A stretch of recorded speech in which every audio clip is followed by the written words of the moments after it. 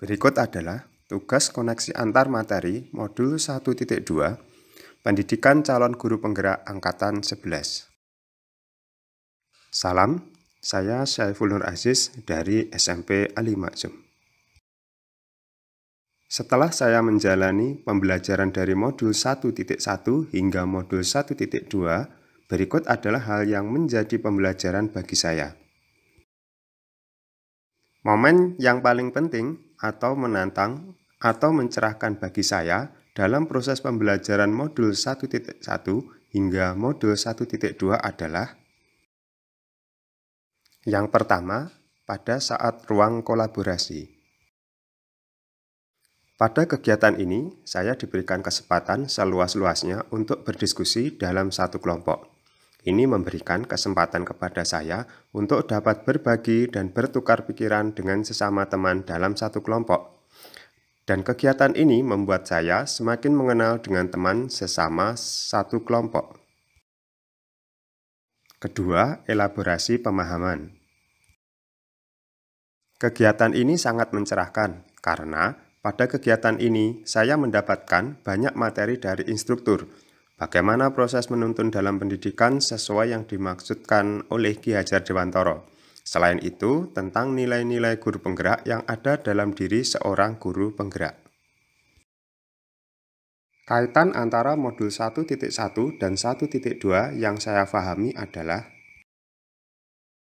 pendidikan adalah proses untuk menuntun segala kodrat yang ada pada anak agar mereka dapat mencapai keselamatan dan kebahagiaan yang setinggi-tingginya, baik sebagai manusia maupun sebagai anggota masyarakat. Proses ini dapat terlaksana dengan baik ketika kita memahami tahap tumbuh kembang anak, bagaimana kita memperlakukan anak sesuai dengan usianya. Yang tidak kalah penting adalah untuk dapat menuntun anak. Hendaknya kita harus memahami nilai-nilai dan peran guru penggerak serta dapat menerapkannya dalam kegiatan pembelajaran. Saat momen itu terjadi, saya merasa seperti bagaikan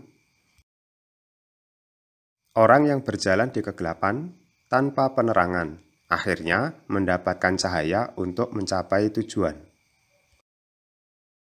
Pada dasarnya, proses pembelajaran sudah saya lakukan sebelum saya mempelajari modul 1.1 dan 1.2.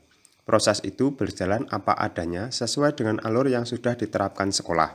Akan tetapi, setelah saya mempelajari modul 1.1 dan 1.2, banyak hal baru yang membuka mata saya mengenai bagaimana memperlakukan anak sesuai dengan kodratnya dan bagaimana melaksanakan proses pembelajaran yang bermakna.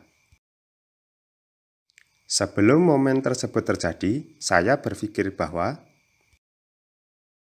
pembelajaran yang sukses adalah pembelajaran yang berpusat pada guru, di mana guru merupakan sumber utama dalam proses pembelajaran. Sekarang saya berpikir bahwa proses pembelajaran yang harus kita lakukan hendaknya pembelajaran yang berpusat kepada peserta didik. Bagaimana kita menuntun peserta didik sesuai dengan kodratnya. Pengembangan diri yang sederhana, konkret, dan rutin yang dapat saya lakukan sendiri dari sekarang untuk membantu menguatkan nilai-nilai dan peran saya sebagai guru penggerak adalah terus belajar dan belajar untuk mengembangkan segala kemampuan saya dalam proses pembelajaran melalui kegiatan diklat, seminar, workshop, dan lain-lain. Kedua, penguatan komunikasi dengan warga sekolah sebagai langkah untuk mensukseskan pendidikan di sekolah.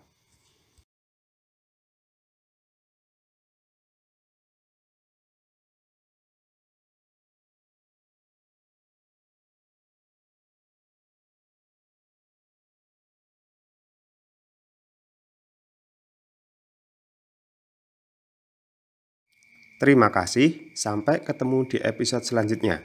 Salam.